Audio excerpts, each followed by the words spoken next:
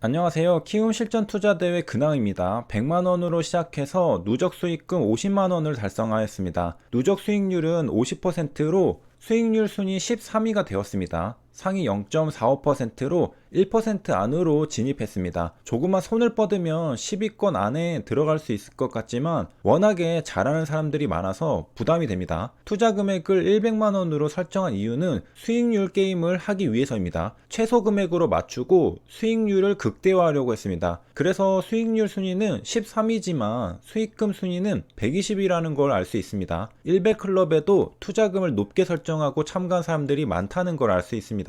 11월 8일을 기준으로 키움 실전 투자 대회 전체 현황을 보겠습니다. 마이너스 수익의 비중이 더 늘어난 걸 알 수 있습니다. 주식 100클럽에서 마이너스 비중은 74%입니다. 10명 중 7명은 계좌가 파란색이라는 겁니다. 시장이 굉장히 어렵다는 걸 알 수 있습니다. 10월은 시장이 어려웠죠. 11월에도 어려운 시장이 이어지고 있는 것 같은데요. 왜냐하면 마이너스 비중이 조금씩 늘고 있기 때문입니다. 100클럽에서 계좌가 플러스인 사람의 비중은 25%밖에 되진 않습니다. 수익률 0%면 상위 25%가 됩니다. 아무것도 안 해도 상위 25%죠. 평균 수익률도 더 내려간 걸로 보입니다. 마이너스 18%가 되었습니다. 그러므로 내가 손실이 나고 있다면 당연하다고 생각하면 되고요. 내가 본전을 치고 있다면 잘하고 있다고 생각하면 되고요. 내가 수익을 보고 있다면 정말 잘하고 있다고 생각하면 되겠습니다. 손실나는 상태가 당연한 시장입니다. 심지어 1억 클럽의 절반 이상도 계좌가 파란색인 상태입니다. 61%가 마이너스 수익이죠. 금액이 크다는 건 그만큼 실력도 높다는 뜻인데 대부분 마이너스라는 겁니다. 이번 시간에는 매매를 하면서 느낀 점에 대해 말씀드려 보겠습니다. 그 주제는 소액 단타는 종목 공부를 하는 것이 맞을까입니다. 키움 실전 투자 대회가 시작되고 나서 저는 빠르게 상위 1%로 올라왔습니다. 물론 키움 실전 투자 대회 초창기에는 시장이 갑자기 좋아지는 경향이 있습니다. 아무래도 단타 트레이더들이 몰려오다 보니 스캘핑 기회가 많은 걸로 보입니다. 저도 운 좋게 편승한 걸로 보이는데요. 매매를 하면서 데이터를 모으고 있습니다. 그런데 이 과정에서 저는 한 가지 특징을 발견하게 됩니다. 지금 나 종목 공부를 하나도 안 하고 돈을 벌고 있다. 아침에 눈을 뜨면 컴퓨터 앞에 앉습니다. 그리고 9시에 장이 시작되면 수급이 몰리는 종목에서 단타를 치죠. 거래가 활발히 일어나고 급등이 일어나는 종목에서 단타를 칩니다. 무슨 재료로 오르는지 모릅니다. 무슨 테마인지도 모릅니다. 그저 시세에 몸을 맡깁니다. 대회에 참가하면서 통계를 모으고 있었기 때문에 금세 얼마 안 가서 이 사실을 알게 되었습니다. 그러면서 내 자신에게 되물었습니다. 종목 공부를 안 하는 게 맞는 건가? 일단은 맞다. 왜? 계속 벌고 있으니까. 왜 되물었냐면 노력을 안 하고 잠깐 단타 쳐서 수익을 보는 게 이치에 맞는 것인가 의문이 들었기 때문입니다. 그러니까 우리는 일반적인 상식으로 무언가 노력을 해야 그 결실을 얻는 게 이치에 맞다고 생각하게 됩니다. 그런데 정말 하는 거 하나도 없이 돈을 번다는 게 가능한 일인가 생각해 보았던 겁니다. 만약에 종목 공부를 안 해도 돈을 번다면 효율성은 극단적으로 올라갑니다. 왜? 하루에 투자하는 시간은 30분도 안 되기 때문이죠. 빠르면 10분 안에도 매매가 끝납니다.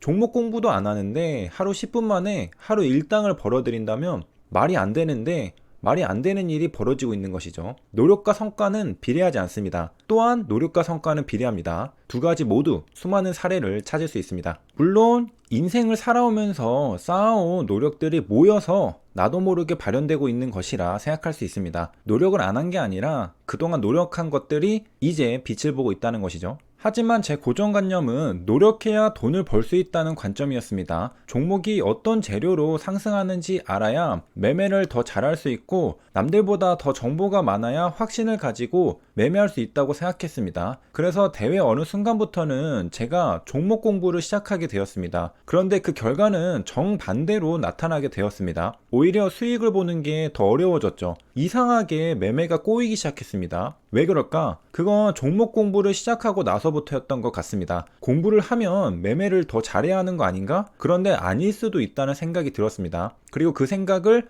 여러분에게 말씀드리려고 하는 겁니다. 일본의 BNF는 재무제표나 뉴스를 잘 안 봅니다. 단타, 스윙이라서 그렇다고 합니다. 영향을 받는다고 하죠. 일리가 있습니다. 제가 종목 공부를 하고 나서 매매를 할 때 변화된 부분을 살펴보면 도움이 될 겁니다. 가장 중요한 부분은 시세에 순응하지 않게 되었다는 겁니다. 내가 이 종목을 공부해서 이 종목이 좋은 재료를 가지고 있다는 걸 아니까 시세가 활발하지 않은데도 자꾸 거래를 시도하게 되었고 손절하게 되었습니다. 그리고 상승하는 중에도 적절한 시기에 매도하지 못하게 되었습니다.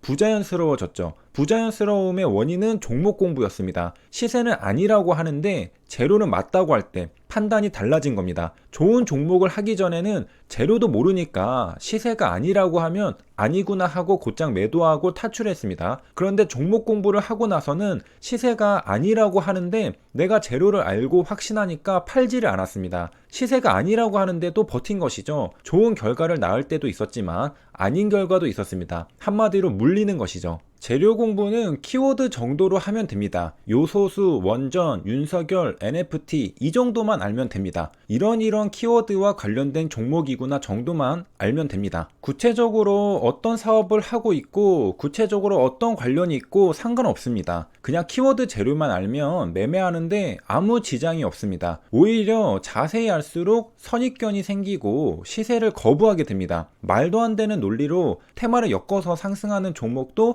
우리는 주식시장에서 많이 관찰할 수 있습니다. 상한가를 가는 겁니다. 그런데 우리가 종목 공부를 자세히 한다면 절대 매매할 수 없습니다. 말도 안 되는데 왜 상승하느냐는 거죠. 하지만 분명 상한가를 갑니다. 재료를 잘 모르고 그냥 관련주구나 생각하고 매매한 사람들은 큰 수익을 볼 수 있습니다. 상한가를 먹는 거죠. 단순해야 합니다. 재료를 자세히 알면 모든 게 다 불안하고 어렵습니다. 차라리 잘 모르면 자신 있게 매매할 수 있습니다. 시세만 잘 따라다니면 됩니다. 제가 종목 공부 전과 종목 공부 후에 매매할 때 달라진 점은 바로 시세에 순응하느냐 거부하느냐입니다. 종목 공부 전에는 이 종목이 어떤 재료로 상승하는지 모르니까 차트와 호가창에서 강하게 갈 것 같으면 매수하고 위험하다 싶으면 곧장 탈출했습니다. 잘 모르니까 리스크 관리를 해야 하죠. 항상 긴장 상태에 있었습니다. 정말 강한 종목이 없다면 매매하지도 않았습니다. 하지만 종목 공부 후에는 이 종목이 어떤 재료로 상승하는지 확실하게 아니까 차트와 호가창에서 위험 신호를 보이는데도 버텼습니다. 고점 신호를 보이는데도 믿고 버티는 것이죠.